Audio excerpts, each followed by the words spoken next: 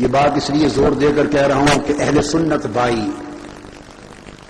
اہل تشیع، اہل سنت سب سمجھیں کہ مرور زمانہ سے اور تغیرات زمانہ سے اور فتنوں اور فتووں سے ذہن اتنے گرد آلود ہو چکے ہیں لوگوں کے کہ حقیقتیں بھی تھوڑی تھوڑی اوجھل ہو گئی۔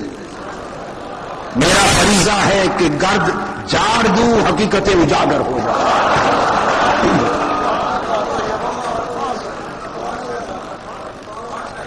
گرد جھاڑنے آیا ہوں، حقیقت کو روز روشن کی طرح اجاگر کرنے آیا ہوں، اور وہ حقیقت جس میں نہ اہل سنت کو اختلاف، نہ اہل تشیع کو اختلاف، اور جو اختلاف کرے وہ نہ سنیوں میں نہ شیعوں میں۔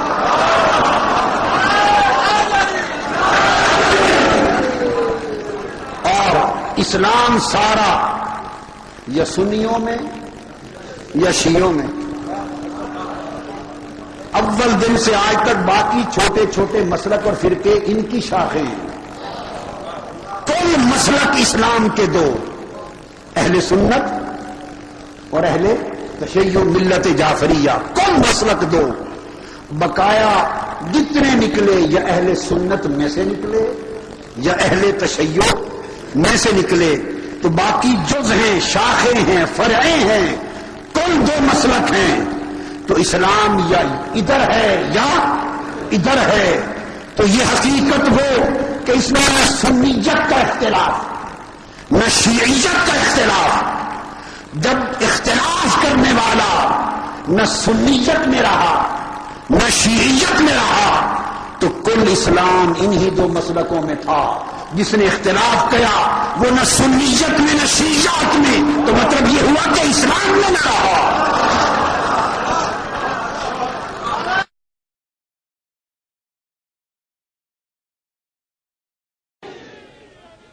یہی کرو نا تھوڑا، میں تمہیں ول سکھاواں۔ اہل سنت جڑے بھائی بیٹھے ہو ذرا ہاتھ کھڑے کرو۔ اہل سنت ہاتھ تھلے کرو۔ وہ جڑے عام رواج سنی کہلاندے میری مراد ہے، تسی نعرہ لاؤ نعرہ حیدری، اہل سنت لگاؤ نعرہ آکھو یا علی، پھر آکھو نعرہ حیدری، پھر آکھو نعرہ حیدری۔ ہوں تسی چپ رہے۔ ہوں جڑے شیعہ بھائی بیٹھے ہیں اہل تشیع، وہ ہاتھ کھڑا کریں، اونچے کرو ہاتھ کھڑے اونچو، شاباش۔ اہل تشیع بھائی ہاتھ کھڑے کریں۔ ہوں تواڈے واسطے سنو، ہوں تسی ہوں صحابہ کرام دا جنہاں نے اہل بیت دی شان بیان کیتی جی، ہوں تسی نعرہ لاؤ نعرہ صدیقی۔ تسی آکھو حضرت صدیق اکبر زندہ باد، نعرہ صدیقی۔ آکھو یا صدیق اکبر، آکھو یا صدیق، نعرہ فاروقی یا فاروق اعظم، نعرہ عثمانی یا عثمان غنی۔ اس طرح کرو، ملتے آپس سے شیر و شکر ہو جاؤ، ہک ہو جاؤ۔ اور جڑا دو کرن واسطے آوے نا اس نو دو کر دیو۔ جڑا ملا ملوانا کوئی دو کرن واسطے آوے نا دو، اس نو دو کرتے واپس بھیجو۔ میں تو حدیث دسی مسلم شریف، ترمذی شریف، نسائی شریف، ابن ماجہ شریف، سیاستہ دیاں 6 کتاباں، انہاں چوں 4 کتاباں میں ایک حدیث کے فرمایا والذی فلق الحبۃ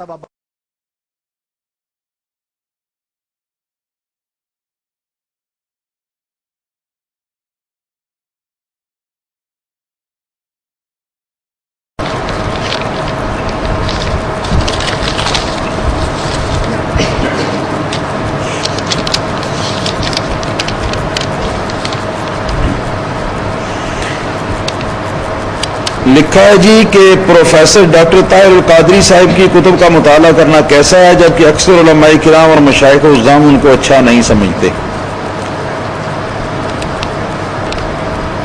جواب یہ ہے کہ علماء کرام اور مشائخ عظام اکثریت میں جن کی تعداد ہے تو وہ ان کو اچھا نہیں سمجھتے، تو اس کی وجہ اس شخص کی گمراہی اور مطلق الاعلانیت اور بد مذاہب کے ساتھ ربط و ضبط بے انتہا، حد سے شمار سے بڑھ کر، اور اس کے علاوہ ایک خاص بات یہ ہے کہ وہ بندہ جاہ پرست اور منصب پرست ہے، اور اس طرح کی کیا نام ہے کردار کی خرابیاں جو ہیں وہ بھی اس کے اندر موجود ہیں، مگر وہ ساری باتیں اپنی جگہ پر، لیکن جہاں عقیدے کا مسئلہ آتا ہے تو وہاں پر پھر کوئی کسی بات کی پرواہ نہیں کی جاتی، اور وہاں پر عقیدہ جو ہے اس کو جو صحیح اور اصلی اور سچا عقیدہ اہل سنت و جماعت ہے اس کے اوپر ہم پرکھتے ہیں اور اس کے مطابق ہی ہم فیصلہ کرتے ہیں۔ اس شخص کا عقیدہ یہ ہے کہ جیسے سنی مسلمان ہے اسی طرح شیعہ بھی مسلمان ہے،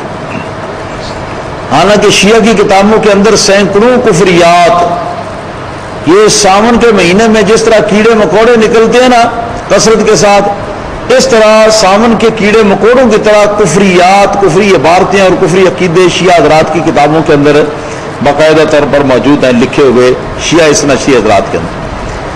تو یہ شخص ان کو مسلمان سمجھتا ہے، نہ صرف مسلمان سمجھتا ہے بلکہ ان کے پیچھے ان کی اقتداء میں نماز پڑھ لینے کو بھی جائز سمجھتا ہے۔ اب تو یہ حد سے گزر گیا ان کے معاملے میں، ایک نئی کیسٹ آئی ہے، آپ نے پتہ نہیں وہ سنی ہے یا نہیں، یا اس کی اطلاع آپ کو پہنچی ہے کہ نہیں۔ وہ یہ ہے کہ عیسائیوں کا کوئی نہ ان کا شیعہ کا کوئی ادارہ ہے اسلام آباد میں، اس ادارے کے اندر وہ سال میں کئی محفلیں کراتے ہیں اپنے مذہب کے اوپر۔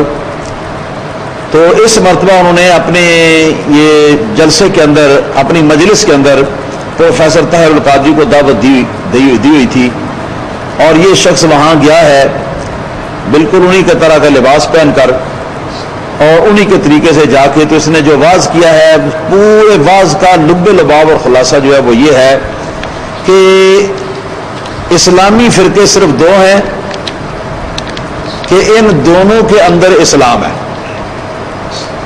کچھ اس کے اندر ہے اس کے اندر نہیں، کچھ اس کے اندر ہے اس کے اندر نہیں، اور دونوں کو ملایا جائے تو پورا اسلام بن جاتا ہے۔ یہ صرف دو فرقے ہیں اسلام کے اندر ایسے، اور ایک ہے سنی فرقہ اور ایک ہے شیعہ فرقہ، جو اس نے کہا ہے نعوذ باللہ ثم نعوذ باللہ۔ اور یہ کہا ہے کہ باقی شیعہ اور سنی کے علاوہ جتنے بھی ہیں نا وہ سارے جہنمی ہیں، وہ سارے اسلام سے باہر ہیں، وہ اسلام کے اندر نہیں، مگر یہ دونوں اسلام کے اندر ہیں۔ پھر کہا ہے کہ جو شیعہ ہوگا وہ بھی اسلام کے اندر ہے اور جو سنی ہوگا وہ بھی اسلام کے اندر ہے۔ اور پھر کہا ہے کہ میرا آج خطاب کا مقصد یہ ہے کہ میں شیعہ اور سنی کو گلے میں لانا چاہتا ہوں، مگر یہ کون شیعہ ہیں جن کو گلے میں لانا چاہتا ہے وہ سنیوں کے؟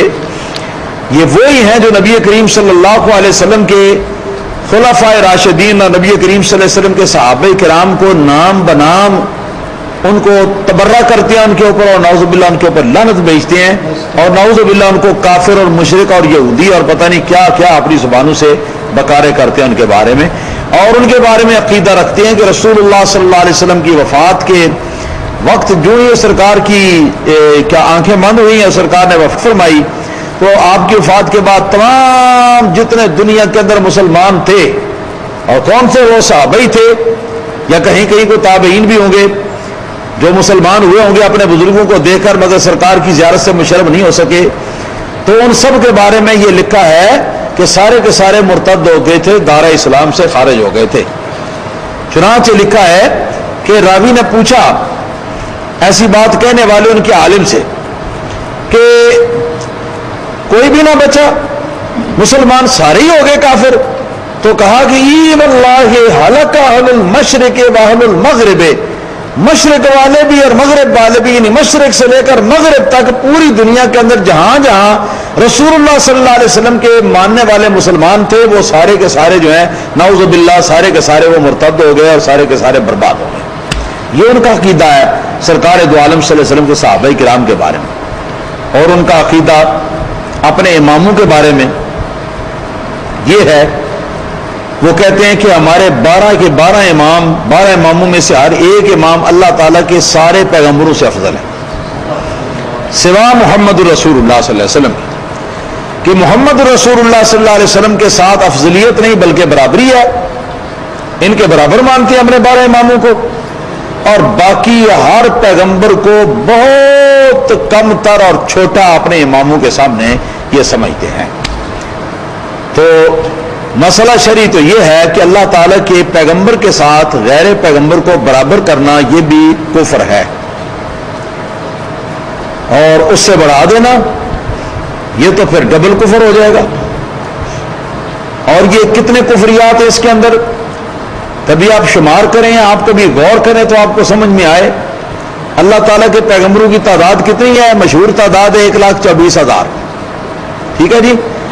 تو اپنے ایک امام کو ایک پیغمبر سے افضل مانا، 2 کفر ہوئے۔ یہ کتنے کفر ہوئے؟ ایک تو یعنی کہ امام کو پیغمبر کے برابر کیا اور برابر کر کے ان سے بڑھا بھی دیا۔ برابر کرنا بھی کفر ہے اور بڑھانا بھی کفر ہے۔ بڑھائے گا تو برابر کر کے بڑھائے گا نا، اوپر لے جائے گا، پہلے برابر کرے گا، تو یہ 2 کفر ہیں۔ ایک امام کو ایک پیغمبر کے مقابلے میں افضل بنانے میں 2 کفر جو ہے وہ لازم آئے ہیں۔ اچھا، اور اگر 12 کے 12 اماموں کو وہ ایک اللہ کے پیغمبر سے افضل مانتے ہیں تو یہ کتنے کفر ہو گئے جی؟ ایک کے 2 ہوئے نا، تو یہ 14 ہوئے نا، 24 ہوئے، یہ 24 ہوئے، 24 اماموں کی تعداد 12، اور ہر امام کو ایک نبی سے افضل قرار دینا 2 کفر ہے، تو 12 اماموں کو ایک نبی سے افضل قرار دینا یہ 24 کفر ہوئے۔ حساب لگا رہے ہیں آپ، 24 کفر ہوئے۔ اچھا، تو یہ 24 کفر ہوئے ایک پیغمبر کی نسبت سے، اور پیغمبر 1,24,000 ہے۔ 1,24,000 سے اب ضرب دو 24 کو، تو اب اس کو ذرا اگر آپ ضرب دیں گے تو ضرب دے کے آپ اندازہ کریں گے کہ وہ کہاں تک پہنچتا ہے۔ اتنی تعداد میں یہ کفر بنتے ہیں صرف اس اکیلے اس خبیث عقیدے سے۔ تو اس کے علاوہ اور بھی ان کے بڑے خبیث عقیدے ہیں اللہ تعالیٰ کے بارے میں، نبی کریم صلی اللہ علیہ وسلم کے بارے میں، اور بہت ساری چیزیں ان کی جو کہ یہ کفریاں ہیں۔ تو ان کفریات کے بکنے والوں اور کفریات اپنی کتابوں کے اندر لکھنے والے جو لوگ ہیں، ان لوگوں کو وہ کہتا ہے کہ یہ اصلی مسلمان ہیں۔ اصلی مسلمان یعنی سنی بھی اصلی مسلمان ہے اور یہ بھی اصلی مسلمان ہے۔ اصلی مسلمان صرف یہ 2 گروہ، اور ان دونوں کو ملانا چاہتا ہے۔ تو اب آپ خود سمجھ لیں کہ جو شخص ایک صاحب کفر کو کافر نہیں قرار دیتا تو وہ بھی اس جیسا کافر ہے، مسلمان نہیں۔ تو آج تو یہ بات بھی طے ہو گئی کہ پروفیسر ڈاکٹر طاہر القادری اپنی ان کرتوتوں کی بنا پر وہ خود فتوی کفر کی زد میں آ رہا ہے۔ کوئی یہ نہ کہے کہ میں نے اس کو کافر کہہ دیا، میں کون ہوں کافر بنانے والا؟ کافر تو وہ خود بن رہا ہے اپنے کرتوتوں کی وجہ سے۔ جو کرتوت وہ کفر والے کرتا ان کی وجہ سے کفر اس پر لازم آتا ہے۔ میں کون ہوں کافر بنانے والا؟ یا اور کوئی کون ہے کافر بنانے والا؟ کافر تو جو بنتا ہے وہ خود کو اپنے کفر سے کافر بنتا ہے۔ تو اس طرح کے واہیات اور خرافات اس کے آزاد عقیدے ہیں، اور بھی اس کے علاوہ بہت سارے ہیں جن کے بارے میں زیادہ تفصیل کے اندر نہیں جا سکتا، وگرنہ دوسرے سارے مسائل رہ جائیں گے۔ لہذا مسئلہ شرعی یہ ہے کہ عام آدمی کے لیے پروفیسر ڈاکٹر طاہر القادری کی کتابوں کا پڑھنا اور اس کی کیسٹوں کا سننا حرام ہے، اشد حرام ہے، اور نہایت ہی اس کے ایمان کے حق میں خطرناک ہے۔ اگر کوئی شخص یہ سنے گا تو اگر کوئی شخص یہ تقریریں سنے گا یا اس کی کتابیں پڑھے گا تو کئی حرام افعال کا ارتکاب کرے گا، اور پھر اس کے بعد اس کا ایمان ہے وہ ہر وقت وہ بربادی اور تباہی کے کنارے کے اوپر پہنچتا رہے گا، اور خدا نخواستہ اگر وہ برباد ہو بھی گیا تو یہ نقصان وہ ہے کہ اس نقصان کی کوئی تلافی نہیں ہو سکتی، یہ نقصان کبھی بھی پورا نہیں ہو سکتا۔